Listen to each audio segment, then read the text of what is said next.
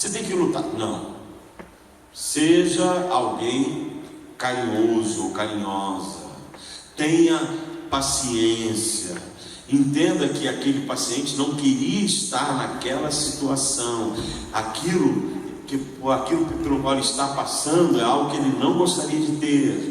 Então nós temos que desenvolver paciência, temos que ser disciplinados com ele, temos que ser incentivadores. Não, vamos lá, eu vou com você, vamos sair de casa, eu vou com você, vamos fazer ginástica, eu vou com você, vamos à igreja, eu vou com você. Nos tornarmos em amparo, porque geralmente nós colocamos o dedo, nós apontamos e nós começamos, você acha que eu também não estou sofrendo? Pode ver sofrendo. E começamos a trazer as situações de atrito. Isso é ruim para o paciente. Isso é algo que não ajuda em nada. Mas o ter disciplina e paciência com o paciente é fundamental. E essa depressão sara gradativamente ou um belo dia ele acorda e fala? Gradativamente. A não ser que haja um milagre, uma intervenção de Deus assim fantástica, aí pode ter a cura, mas isso aí é uma questão de fé. Mas geralmente é gradativo, ele vai saindo da depressão, ele vai saindo aos poucos, até que ele consegue ser restaurado, até que ele consegue mudar. Mas nós temos que dar tempo, por isso tem que ter paciência. Você pode ter um processo depressivo que leve 1 ano, 2 anos, 5 anos. Depressão por luto, por exemplo, que todo mundo fala depressão por luto, que é 3 meses. Não, depressão por luto, a média é 3 anos. Para começar a sair daquele luto, para começar a vencer aquele luto. Porque quando você perde alguém, você tem que passar primeiro por todas as datas importantes que vão te fazer lembrar daquela pessoa. E aquilo vai diminuindo aos poucos. Eu tive uma paciente, hoje ela não é mais minha paciente, quando eu tinha clínica, e hoje já não clinico mais por causa da igreja, porque a igreja cresceu muito. Mas eu tinha uma paciente que ela sofreu de depressão, de perda do marido por 10 anos. Nossa. E nós não podemos condená-la por isso. Era depressão, ela tinha questões não resolvidas, ela não tinha compreensão da família, e a depressão dela se acentuou por 10 anos. Hoje ela está curada. Hoje ela está liberta. Essa mesma paciente tinha um problema com trovões. Ela sempre que escutava trovões, ela entrava debaixo da coberta. Havia um pavor. E no processo de tratamento, dentro da depressão dela, nós conseguimos descobrir qual era a causa daquilo. Foi tratada, restaurou e está plena hoje. Então, nós temos que ter muita paciência para ajudar alguém que sofre de depressão. Obrigada, pastor. Ok? Então não pode ter pressa.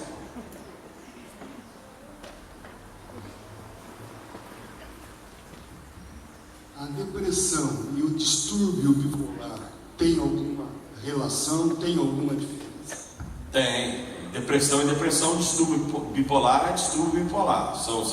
São transtornos diferenciados. Agora, eu posso ter um paciente que desenvolva um transtorno de bipolaridade? Posso. Como eu posso ter um bipolar que, devido a alguma questão, desenvolva? Posso. Mas são diferentes. A bipolaridade é algo hoje que é tratado à parte da depressão. As medicações, apesar de serem parecidas, o tratamento é totalmente diferente. O que é a bipolaridade? Você sai de um extremo para o outro. Hoje você está bem, daqui a pouco não estou lá embaixo. Hoje agora eu tenho euforia, daqui a pouco eu estou totalmente apático. Então nós temos que entender que são diagnósticos próximos, mas são transtornos diferenciados que estão ligados à questão do indivíduo. Eu posso estar tratando de uma bipolaridade, mas o meu problema pode ser uma depressão, e por algum erro de diagnóstico aquilo foi tratado errado. Agora, quando você vai estudar a fim o que é um outro, você descobre que elas são diferentes. Eu posso ter bipolaridade sem ser um paciente depressivo. Posso ser um bipolar. E nós estamos cheios de bipolares por aí. Vocês não entendem, mas está cheio de bipolar. Dentro de igreja está cheio de bipolar. A igreja hoje é um meio infestado de pacientes bipolares, de sociopatas, onde tem muitas enfermidades da área psíquica presente, e nós temos que aprender a interpretar isso, porque de repente você pega um paciente depressivo e você acha que aquilo pode ser opressão, e não é opressão. Você pega um bipolar num ataque de euforia e acha que aquilo é possessão, e não é possessão, e você põe a mão na testa do cara e aquilo não é. Você pega um paciente psicótico, que é outro grau. E eu tive uma cena interessante na igreja, que eu estava na Washington Luiz. Eu estava no culto domingo à noite, e os obreiros pegaram um indivíduo que tinha lá e levaram para o meu gabinete para orar. E eu estou despedindo o pessoal na porta da igreja, só ouvindo meu gabinete ser quebrado, mesa voando, aquele negócio todo, e aquele forfé dos obreiros com aquela pessoa. Aí eles não aguentaram, vieram me chamar. Quando eu entrei, ao invés de eu ter a sabedoria no momento de parar para analisar a situação, eu entrei como a gente dizer, na vibe deles, e aquele negócio todo, e já subi no cara, já comecei a orar, sai demônio. Aí teve uma hora que eu montei em cima do indivíduo. Quando eu segurei ele no braço, ele, ai meu braço, eu, epa, isso não é possessão. Ele estava no surto psicótico. O possesso, você pode bofetear ele, você pode fazer. Ele não sente dor no corpo, ele vai sentir depois. Mas um paciente em surto psicótico, ele vai ter reações de dor. E eu tiro a mão dele. Senta aqui, meu amigo. Respira fundo. Aí o tratamento foi outro. Então a igreja precisa ter sabedoria para lidar com essas situações. Se você pega, por exemplo, um drogado, ele pode ter um surto psicótico terrível devido ao uso de drogas. E você pode ter gente dentro da igreja que está vindo na igreja que tem depressão por causa de drogas. A droga, ela é depressiva, principalmente quando ele não a tem. Na abstinência dela, provoca uma depressão terrível na pessoa. Então, isso é um assunto muito amplo. Mais alguém? Pastor, outro problema que a gente escuta falar muito hoje é sobre a síndrome do pânico. Qual a relação dessa síndrome com a depressão? Ok. A síndrome do pânico, ela é muito devido a uma causa muito forte na vida da pessoa, e ela pode provocar depressão, e ela provoca. Não é porque eu sou depressivo que eu tenho síndrome do pânico. Eu tendo síndrome do pânico posso desenvolver um quadro depressivo. Então veja bem, eu posso ter.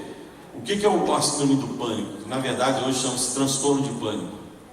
É um pavor. Principalmente o paciente sofre de agorafobia. O que é agorafobia? Medo de exposição. Ele não gosta de ambiente aberto, ele não se sente bem em ambiente aberto e ele trava. Ele chega no ambiente aberto, ele tem uma crise, ele trava, ele não consegue falar, ele não consegue reagir, e porque não consegue falar ou reagir, ele chora. Então as pessoas têm uma concepção de que, coitadinho, não. Ele tem uma síndrome do pânico. Como ele não é compreendido, aquilo pode gerar nele uma depressão profunda. Então é muito comum isso. Agora, a síndrome do pânico pode vir por uma questão também afetiva, espiritual, orgânica. Aí você tem que descobrir qual é a causa daquela síndrome do pânico. A minha irmã, algum tempo atrás, teve síndrome do pânico. Casada, bem casada, filhos criados, serva de Deus na igreja, e ela entrou numa síndrome de pânico por causa de uma questão química no organismo dela. E aquilo foi revelado para o meu irmão mais velho, que é pastor. Uma noite ele orando por ela, Deus revelou, então pôde se tratar e está perfeitamente bem, não tem mais síndrome do pânico.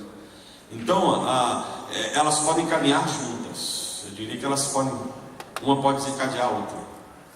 Ok? Pastor, tem como a pessoa saber que ela está com depressão, ou tem que ser alguém de fora falar para ela? Ok.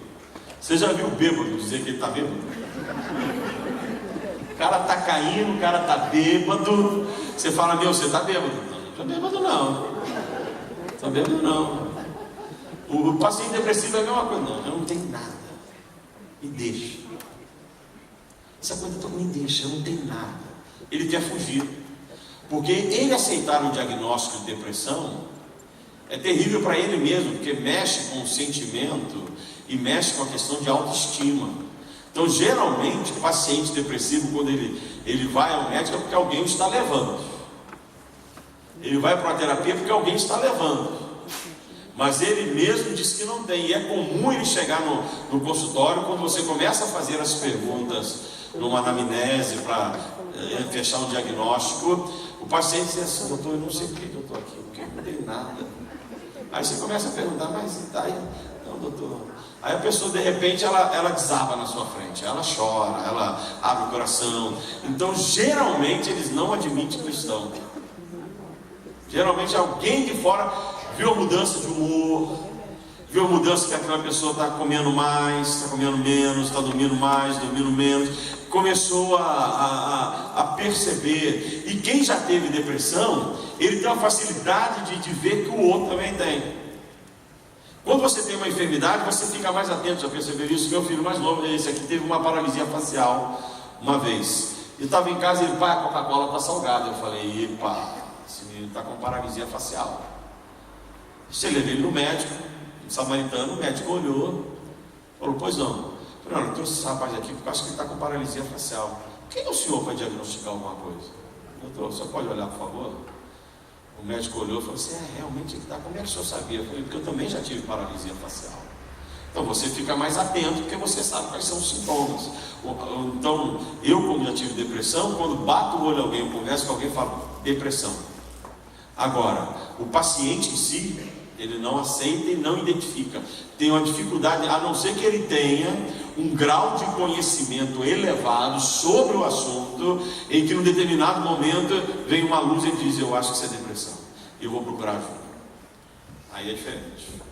Ok? Lá, depois aqui.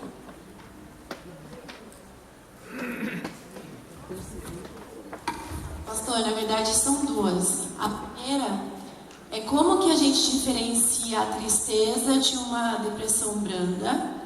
E a segunda, como é que os pais podem identificar um comportamento depressivo no filho adolescente ou pré-adolescente sem confundir com a crise da idade. Ok. É difícil você diagnosticar, você como leigo, diagnosticar a diferença de tristeza para uma depressão branda. Você vai precisar de um especialista para te ajudar com isso. Mas uma questão muito simples é: a tristeza, ela vem e ela perdura pouco tempo.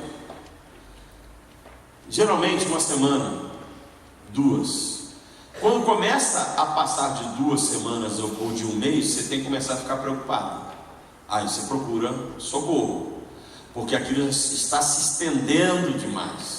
Mas aí quem vai conseguir fazer essa separação é o especialista. Por isso é importante já correr no início, mesmo que seja uma tristeza, já levar para que haja um diagnóstico, que é uma questão preventiva, porque geralmente aqui no Brasil a gente tem a cultura de só ir ao médico ou especialista depois que a enfermidade já eclodiu e já tomou conta de tudo. Então nós temos que aprender a trabalhar preventivamente. Então percebeu que aquilo que a pessoa está triste mais do que 15 dias, 20 dias, já começa a correr atrás de uma ajuda para que haja um diagnóstico de segurança.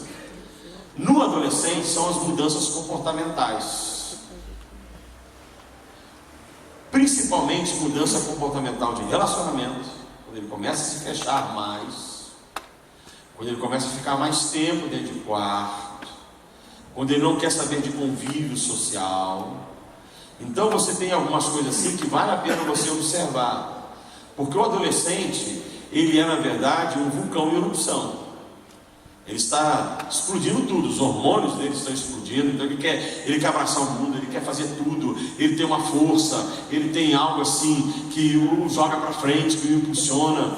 Então não é comum que ele tenha determinados tipos de comportamento, a não ser que ele tenha um temperamento, e aí é uma outra área, um temperamento melancólico muito forte, mas que isso já seja uma marca na vida dele, a melancolia.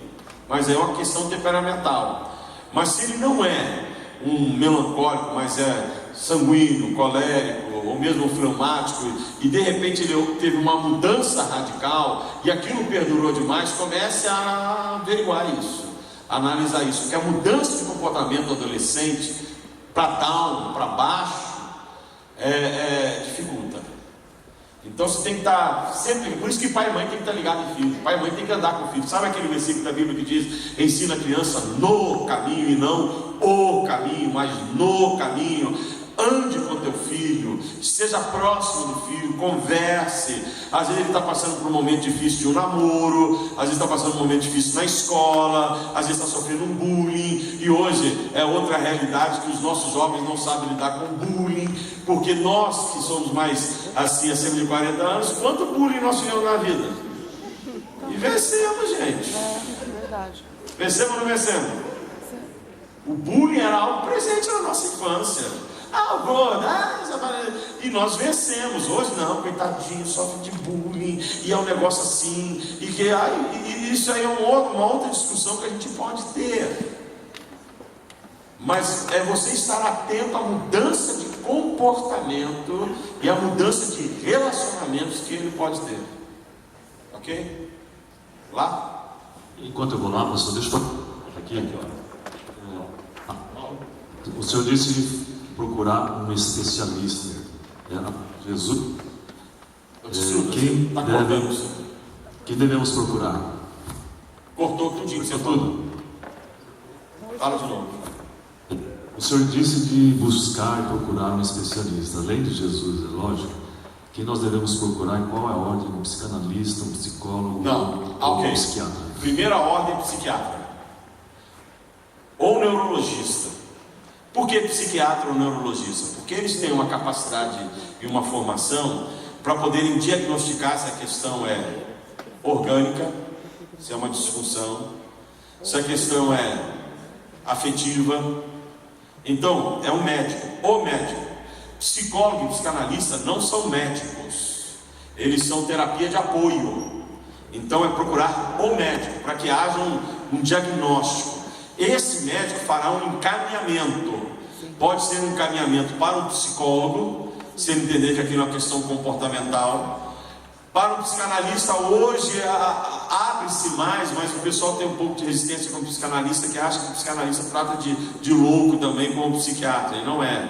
A diferença da psicologia para a psicanálise é que a psicanálise vai muito mais a fundo nas causas. A psicologia, ela trata muito comportamento, mas o princípio é: procure o médico e feche o diagnóstico para depois você procurar um psicólogo ou psicanalista. Ou às vezes nem um psicanalista e psicólogo, pode ser um nutricionista, pode ser uma questão alimentar. Aí ele vai indicar. Pastor, sobre o caso de crianças, né? A gente às vezes acaba colocando muitas atividades para criança e acaba passando responsabilidade para ela já desde cedo. Isso pode estar chegando uma depressão? Gente, criança tem que ser criança. Criança, ela deve ter responsabilidades, mas ela deve ter também liberdade. Ela tem que ser criança. O grande problema da sociedade hoje é que desde cedo nós botamos uma carga sobre os nossos filhos terríveis. Então o filho hoje não tem tempo mais para ser criança. Ele sai da escola de manhã cedo, vai para um curso à tarde, depois vai para um curso no final da tarde, chega à noite em casa e tem que se trancar no quarto para estudar. Então ele não tem tempo de ser criança. E o grande erro hoje é que nós não deixamos que os nossos filhos sejam crianças, que brinquem, que tenham liberdade, que se machuquem, que saiam para poder se divertir. Nós somos de uma geração, eu tenho 54 anos. Quem tem mais ou menos a minha idade, 45 para cima, nós somos de uma geração que nós jogávamos bola na rua, que nós corríamos na rua. Tinha hora de estudar e tinha hora de brincar, mas tinha hora de correr, tinha hora de você se machucar, você caía, você voltava para casa ralada, a mãe tratava e você tinha aquele carinho, e você soltava pipa, jogava bola, bolinha de gude, finca, bets na rua e tal, e você tinha tempo para você se divertir, para fazer as coisas. Então você era criança. Hoje as crianças não são crianças. As crianças colocam uma carga sobre elas, vocês têm que produzir. Vocês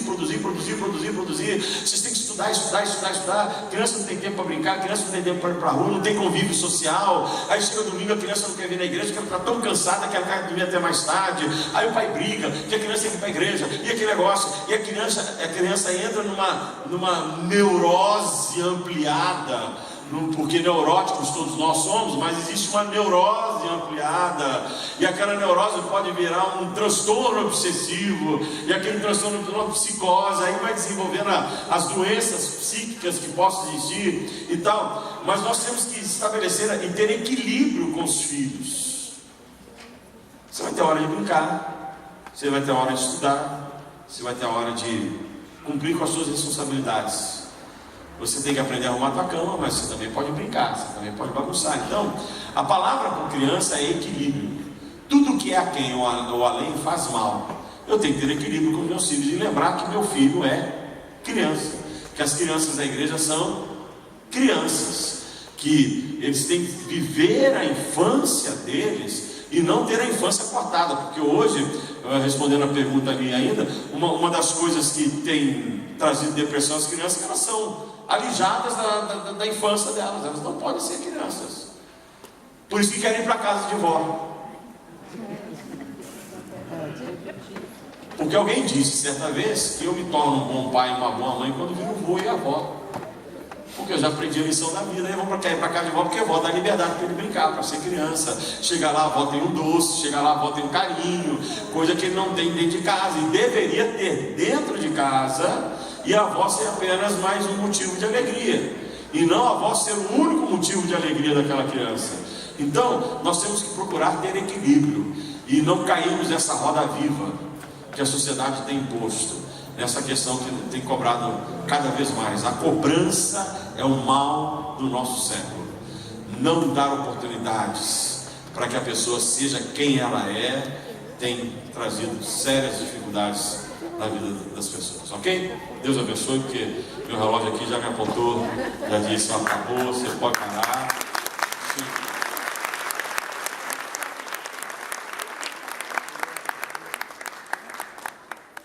Obrigado, pastor Humberto. Glória a Deus. Eu estava lendo, pastor, inclusive um artigo exatamente por essa cobrança sobre essa geração agora, né, por causa de competitividade, tem que ser melhor do que os outros, e o Deus se prepara para enfrentar esse tipo de coisa. Então, nós temos como ajudar, graças a Deus. Então, vou dizer para você que uma frase, você não esquecer: frequente escola dominical e seja uma pessoa normal. Gostou, pastor? Pode levar para lá. Então, glória a Deus. Agora eu estou preocupado, pastor, que o meu gabinete vai encher agora, a gente achando que é depressivo.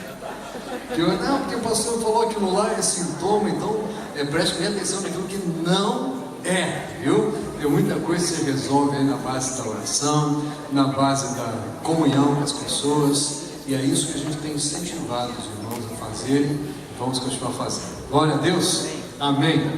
Glória a Deus. Obrigado, pastor. Deus abençoe.